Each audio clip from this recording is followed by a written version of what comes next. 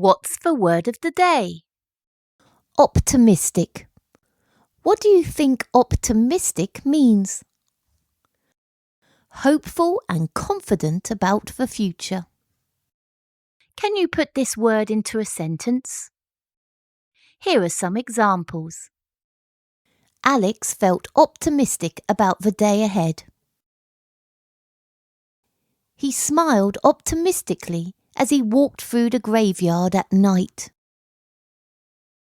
Max remained optimistic that they still might win the game. Try and use this word today. You could use it in your writing or during a conversation. Optimistic. Word of the day, it's the word of the day.